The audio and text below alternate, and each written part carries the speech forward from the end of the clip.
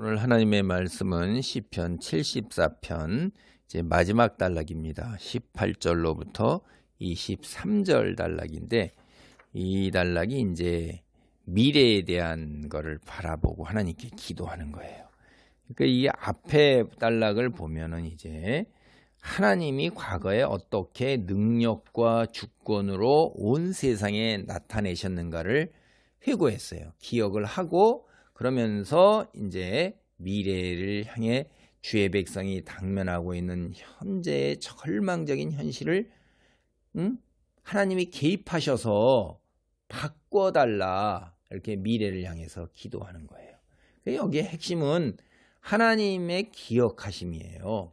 주께서 원수들의 비방을 기억하셔서 그들을 벌하시고 주의 백성을 잊지 않고 하나님 주의 백성 여호와 하나님 되신 아버지 하나님 언약 백성 이거를 회상을 해보시고 이제 구원을 해 주시옵소서 이렇게 하는 거예요. 그래서 이제 18절을 보면 원수들이 어떻게 하나님을 비방했는지 그걸 기억하시옵소서라고 얘기하는 거예요. 18절입니다. 여호와여 이것을 기억하소서 원수가 주를 비방하며 우매한 백성이 주의 이름을 능욕하였나이다. 여기서 이제 원수가 하나님의 이름을 능욕한 우매한 백성이에요. 여기 우매하다 이런 뜻은 어리석은 자, 하나님을 모르는 자들이에요.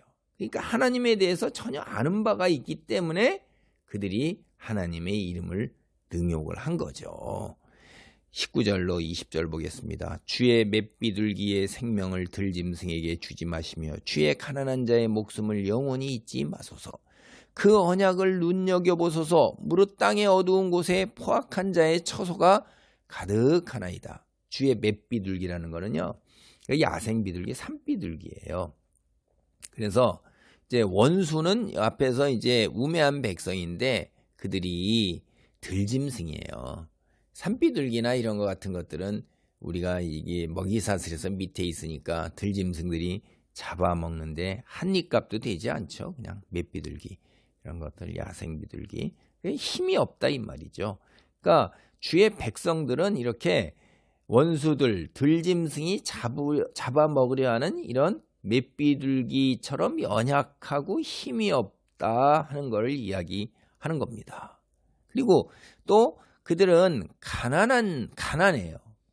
주의 백성은 가난하면서도 굉장히 연약해요. 세상에서 가난하고 연약한 자, 기댈 곳이 없는 자, 이거 뭐 무슨 소망이 있겠습니까? 근데 이제 고대 근동 정세에서 왕은 가난한 사람들과 사회적 약자들을 보살필 의무가 있었어요. 그렇게 인식이 되고 있었던 겁니다.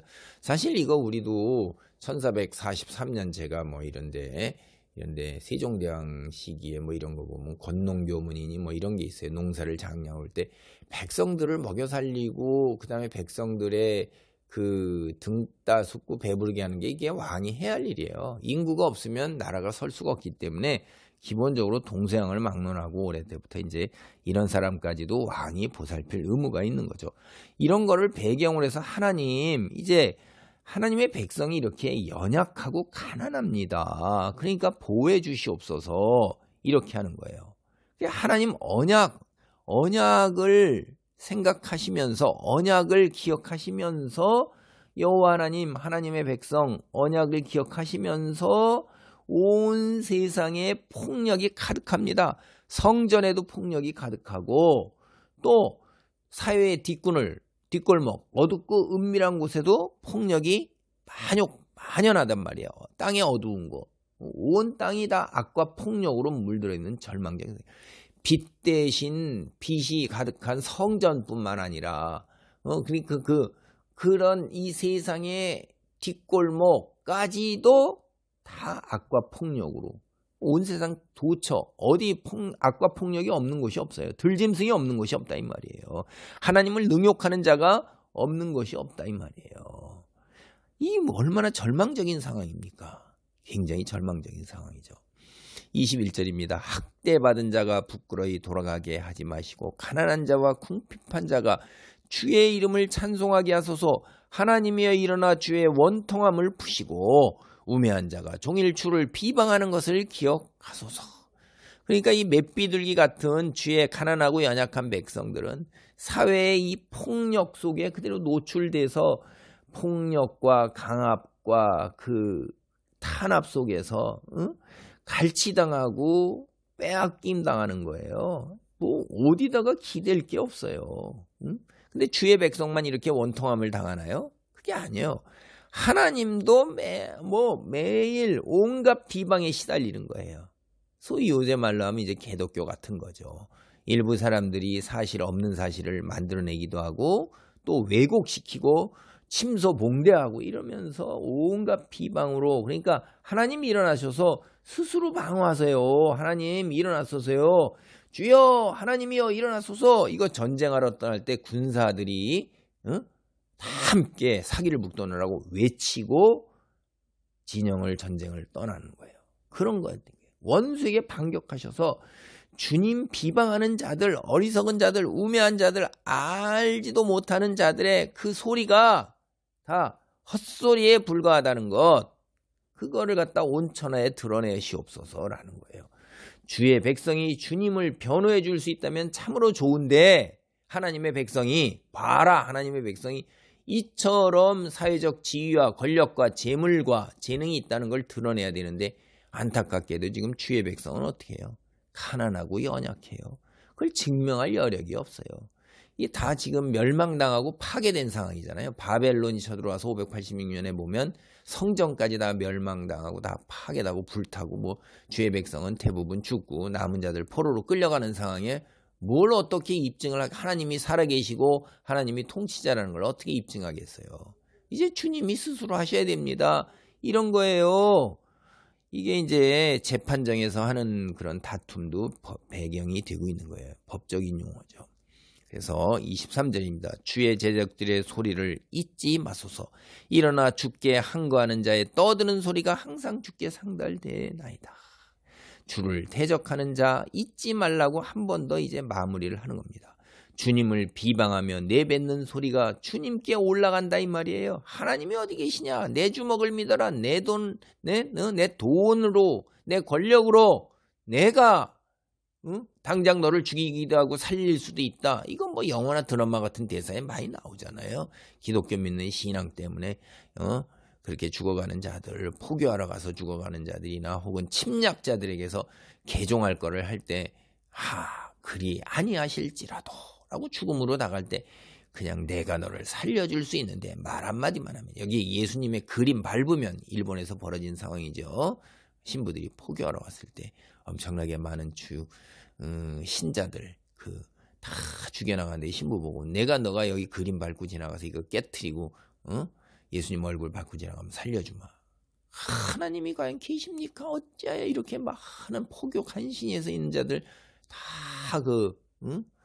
일본의 그 봉건 영주들이 다 죽이는 거예요. 그거 다 죽여 살릴 때 살려준다. 어떻게 하시겠습니까? 이런 상황 한번 생각해 보세요. 주를 대적하는 자들을 잊지 말라고. 원수들의 비방을 들으시고 심판하시는 날이 바로 주의 백성에게는 구원이 임하는 날이에요. 그렇죠? 우리가 여기 이제 인상적인 거는 주의 백성들이 경험하고 있는 혹독한 현실, 그들의 하나님에 대한 이해나 믿음이 바뀌는 게 아니에요. 일부 신부님들은 그때 하나님이 어디 계시냐, 이런 하나님은 난 못 믿겠다 그렇게 하고 자기가 서슴지 않고 자기가 전부됐던 사람들을 살리기 위해서 자기가 배도하는 일을 저질렀던 사람도 있어요. 근데 많은 경우에는 하나님에 대한 이해나 믿음을 수정하는 것이 아니라 오히려 더 하나님께 간절한 기도를 드리면서 더 믿음 안에 거하면서 기꺼이 그리 아니하실지라도 하고 목숨을 내걸고 신앙을 지키고 하나님의 뜻에 순종했던 걸 보는 거예요. 이것도 그런 겁니다. 우리가 다 현실의 압제와 고통과 시련, 고난과 순환과 압박, 심지어 생명의 상실까지도 믿음을 연약하는 게 아니라 그런 것들이 하나님께 더 간절함으로 나아가 기도를 드리는 것이냐는 거예요. 그래, 여기에서 뭐가요? 세상에 그 어떤 것이라 할지라도 하나님께서 우리를 사랑하시는 그 사랑에서 끊을 것이 없느니라. 돈과 권력과 쾌락, 심지어 나의 목숨에 대한 협박, 내 목숨을 가져간다 할지라도 그런 것조차 믿음을 끊지 못한다는, 사탄은 결코 우리를 해하지 못하고 지옥으로 끌고 내려갈 수가 없습니다. 하나님이 보호하시고 끝까지 붙드시기 때문에 그런 것입니다. 바로 이게 그러한 믿음의 자세인 것입니다. 기도합니다. 하나님 감사합니다. 세상에 살면서 우리가 시련과 고통과 아버지 하나님이여 강탈, 압박, 때로는 질병으로 우리의 생명이 위협받기도 하는 아주 혹독한 시련에 아버지 당면할 수도 있습니다. 그럴 때 때로는 믿음을 버리는 사람도 있지만 오히려 더 오늘 시편에 나오는 사람들처럼 더 간절히 하나님께 나아가고 살아계신 하나님께 더 의지하는 그런 경우가 훨씬 더 많습니다. 주님, 우리의 믿음을 더욱 견고하게 하시고 어떤 상황에서도 하나님에 대한 시선을 고정할 수 있도록 우리를 지키시고 보호하옵소서. 예수님의 이름으로 기도하옵나이다. 아멘.